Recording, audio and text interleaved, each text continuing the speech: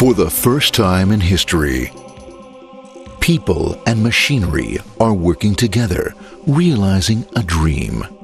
A uniting force that knows no geographical boundaries without regard to race, creed, or color. A new era where communication truly brings people together. This is the dawn of the net. Want to know how it works? Click here to begin your journey into the net.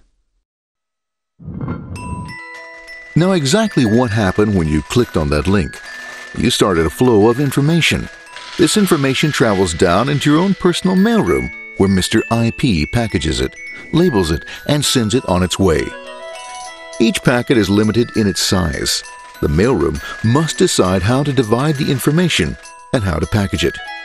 Now, the package needs a label containing important information, such as sender's address, receiver's address, and the type of packet it is.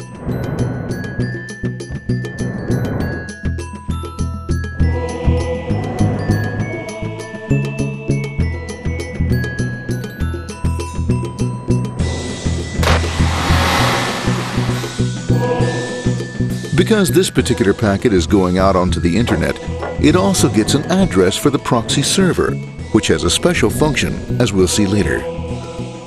The packet is now launched onto your local area network, or LAN. This network is used to connect all the local computers, routers, printers, etc. for information exchange within the physical walls of the building. The LAN is a pretty uncontrolled place, and unfortunately, accidents can happen.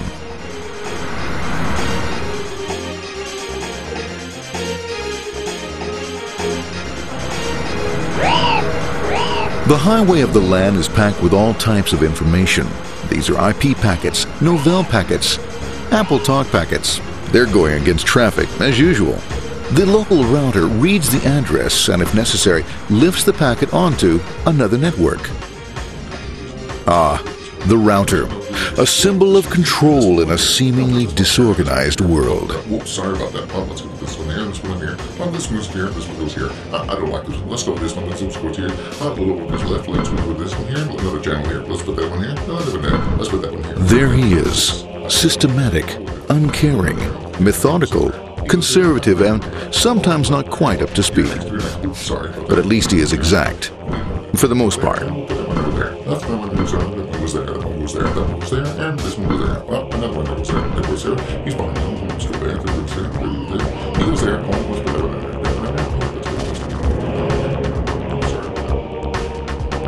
there. As the packets leave the router, they make their way into the corporate intranet and head for the router switch. A bit more efficient than the router switch plays fast and loose with IP packets, deftly routing them along their way. A digital pinball wizard, if you will. Here we go. Here comes another one. And it's another. Watch this, Mom. Here goes. Whoop, we're on the back. Hey, in there. Over the left, over the right, over the left, over the right. You got it. Here it comes. Right on. He shoots. He scores. It's going. Hey, Wayne, watch out. Here comes another one. Oh, here we go. And it's gone. It's gone. As packets arrive at their destination, they're picked up by the network interface, ready to be sent to the next level. In this case, the proxy.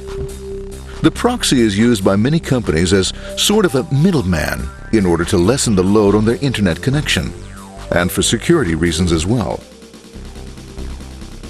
As you can see, the packets are all of various sizes, depending upon their content.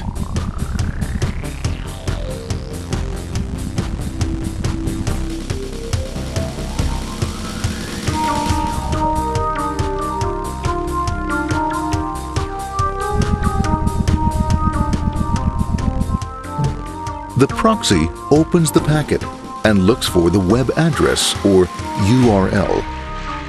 Depending upon whether the address is acceptable, the packet is sent on to the internet.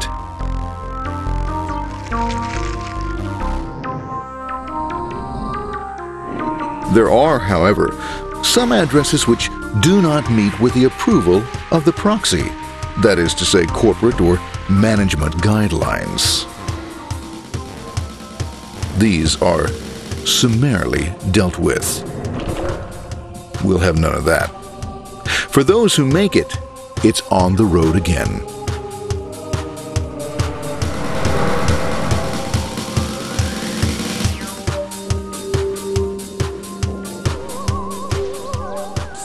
Next up, the firewall. The corporate firewall serves two purposes. It prevents some rather nasty things from the internet from coming into the intranet, and it can also prevent sensitive corporate information from being sent out onto the internet. Once through the firewall, a router picks up the packet and places it onto a much narrower road, or bandwidth, as we say. Obviously, the road is not broad enough to take them all. Now you might wonder what happens to all those packets which don't make it along the way. Well, when Mr. IP doesn't receive an acknowledgement that a packet has been received in due time, he simply sends a replacement packet. We are now ready to enter the world of the Internet. A spider web of interconnected networks which span our entire globe.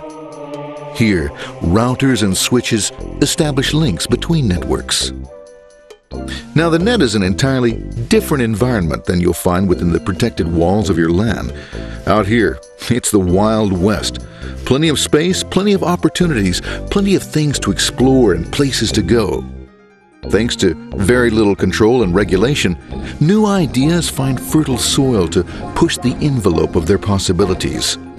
But because of this freedom, certain dangers also lurk. You'll never know when you'll meet the dreaded ping of death. A special version of a normal request ping, which some idiot thought up to mess up unsuspecting hosts. The paths our packets take may be via satellite, telephone lines, wireless, or even transoceanic cable. They don't always take the fastest or shortest routes possible, but they will get there. Eventually. Maybe that's why it's sometimes called the worldwide wait. But when everything is working smoothly, you can circumvent the globe 5 times over at the drop of a hat. Literally. And all for the cost of a local call or less. Near the end of our destination, we'll find another firewall. Depending upon your perspective as a data packet, the firewall could be a bastion of security or a dreaded adversary. It all depends on which side you're on and what your intentions are. The firewall is designed to let in only those packets that meet its criteria. This firewall is operating on ports 80 and 25. All attempts to enter through other ports are closed for business.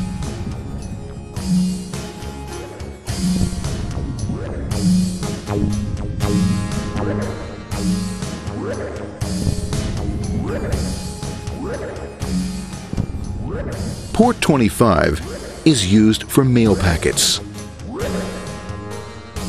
while Port 80 is the entrance for packets from the Internet to the web server. Inside the firewall, packets are screened more thoroughly. Some packets make it easily through customs, while others look just a bit dubious. Now, the firewall officer is not easily fooled, such as when this ping of death packet tries to disguise itself as a normal ping packet. It's okay, go on. It's okay. No problem. Have a nice day. Be out of here. Bye. For those packets lucky enough to make it this far, the journey is almost over.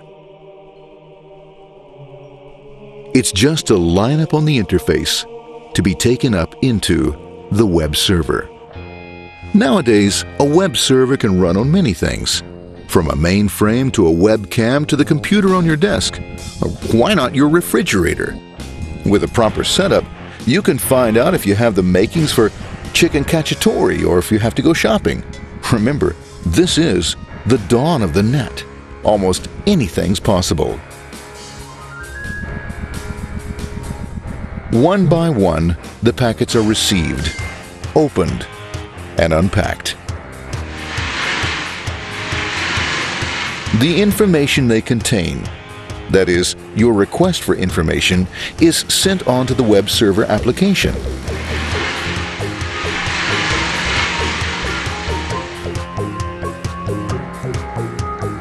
The packet itself is recycled, ready to be used again, and filled with your requested information.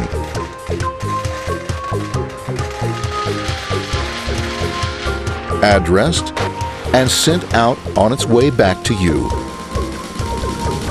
Back past the firewall, routers, and on through to the internet.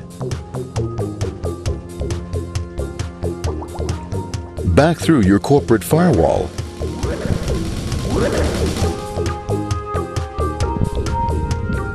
And onto your interface. Ready to supply your web browser with the information you requested. That is, this film.